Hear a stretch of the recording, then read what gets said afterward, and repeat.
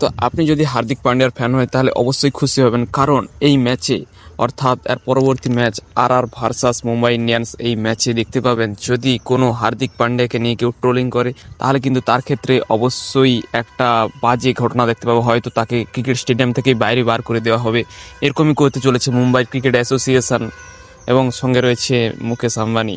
আসলে মুম্বাইয়ের প্রথম ম্যাচ খেলা হয়েছিল Mumbai Indians versus Gujarat Titans. সেখানে মুম্বাইকে জোর কদমে ট্রলিং করে এবং সেখানে তো অবশ্যই সবথেকে বেশি ট্রলিংয়ের কারণ ছিল হার্দিক পান্ডিয়া, কারণ তিনি গুজরাট ছেড়ে গেছেন এবং ছেড়ে তো গেছেন তার সাথে সাথে তিনি মুম্বাই ক্যাপ্টেন হিসেবে গিয়েছেন। সেক্ষেত্রে দারুণ ট্রলিং হয়েছিল, কিন্তু সবাই ভাবছিল হয়তো গুজরাটের হয়ে খেলতো, সেই জন্য হয়তো গুজরাটে খেলছে না, সেই কারণে ট্রলিং হচ্ছিল। কিন্তু এরপরে যখন এসআরএইচের বিরুদ্ধে খেলা হয়, সেখানে খেলা এই ম্যাচটা হয়েছিল হায়দ্রাবাদে, তখন কিন্তু সেখানেও এই ট্রলিংয়ের পরিমাণ আরও বাড়তে থাকে। তো সেক্ষেত্রে ট্রলিং আরও সেই লেভেলের হতে থাকে। অবশ্য এখানে মুম্বাই ইন্ডিয়ান্স এমন পারফরমেন্স করেছিল, পুরো দলটারই ট্রলিং হওয়ার উচিত ছিল, কিন্তু তার বদলে ভাই হার্দিক পান্ডিয়া একাই ট্রলিং হয়ে গিয়েছিল।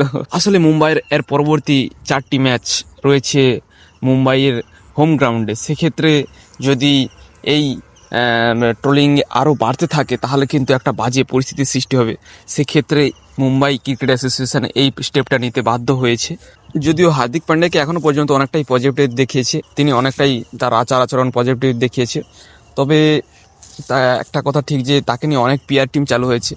আপনারা যদি পিআর টিম সম্বন্ধে না জেনে থাকেন অবশ্যই বলে রাখি যে পিআর টিম হলো একটা জায়গা যেখানে আপনি 50,000 বা 1 লাখ টাকা দিয়ে আপনি আপনার হ্যাশট্যাগ দিয়ে চালাতে পারেন। সেক্ষেত্রে আপনার সেখানে পজিটিভ বিভিন্ন কথাবার্তা হবে এবং অবশ্যই এগুলো বটস চালু করে, ইনস্টাগ্রাম বা বিভিন্ন সোশ্যাল মিডিয়াতে বটসগুলো দিয়ে এগুলো চালু করা হয়।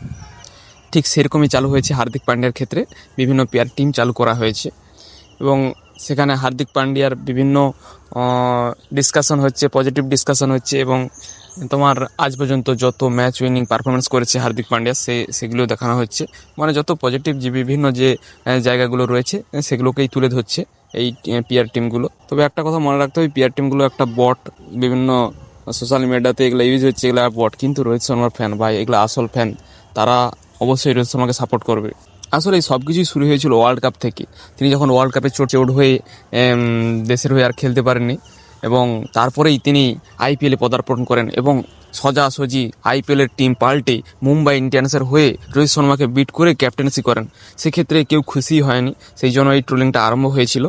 তবে ভাই এই ম্যাচে অবশ্যই সতর্ক থাকবেন, তোমরা যদি রোহিত শর্মার ফ্যান হও অবশ্যই তাকে সাপোর্ট করো, কিন্তু হার্দিক পান্ডিয়াকে নিয়ে এইগুলো করতে গেলে কিন্তু অবশ্যই আপনাকে সাবধান হতে হবে। তবে ক্রিকেটারদের অনেকেই পজিটিভ মন্তব্য করেছে, বীরেন্দ্র সেহবাগ, রবিচন্দ্রন অশ্বিন তো এও বলেছে ভাই, আগে ইংল্যান্ডের ক্ষেত্রে যখন জো রুটের কাছ থেকে বেন স্টোককে ক্যাপ্টেন্সি দেওয়া হয় তখন কিন্তু এতটা নেগেটিভ প্রভাব আসেনি, বা অস্ট্রেলিয়ার ক্ষেত্রে দ্য গ্রেট রিকি পন্টিংকে সরিয়ে মাইকেল ক্লার্ককে আনা হয় তখনও কিন্তু এতটা এই বাজে নিদর্শন দেখা যায়নি। তো সেক্ষেত্রে এইসব বিষয়গুলো অবশ্যই মনে রাখতে হবে রোহিত শর্মার ফ্যানদের। তবে আরেকটা কথা বলে রাখি যে হার্দিক পান্ডিয়ার ক্ষেত্রে অনেকটাই প্রশ্ন রয়েছে যে একটা ফ্র্যাঞ্চাইজি ছেড়ে কীভাবে অন্য ফ্র্যাঞ্চাইজে এসে দল পাল্টে আবার সোজাসুজি ক্যাপ্টেন হিসেবে চলে আসে। তারপর আমাদের সবার প্রিয় শর্মাজিকে ক্যাপ্টেন থেকে সরানো, অবশ্য যেটা মুম্বাই ক্রিকেট অ্যাসোসিয়েশনের বা মুম্বাই ফ্র্যাঞ্চাইজির সিদ্ধান্ত ছিল।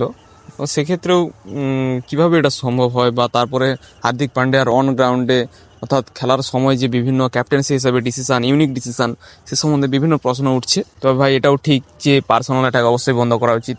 যে তোমার রবিচন্দ্রন অশ্বিন তো এটাও বলেছে ভাই, তোমার কাউকে লাইক বা ডিসলাইক করতে পারো কিন্তু হিউমিলেট করা অবশ্যই উচিত নয়। তবে আগের ম্যাচে যে পার্সোনাল অ্যাটাক হয়েছিল হার্দিক পান্ডিয়ার বিরুদ্ধে, হার্দিক পান্ডিয়ার ওয়াইফকে নিয়ে, সেক্ষেত্রে এটা বলবো অবশ্যই এটা করা উচিত নয়, অবশ্যই পার্সোনাল অ্যাটাক করা উচিত নয়। তোমার অবশ্যই খারাপ লাগতে পারে, সেক্ষেত্রে পার্সোনাল অ্যাটাকটা I think it's very bad. তো ভাই এই ম্যাচে কিন্তু খুব সতর্ক থাকতে হবে রোহিত শর্মা ফ্যানদের, নাহলে তুম বাহার ফেঁক দিয়ে যাওগে।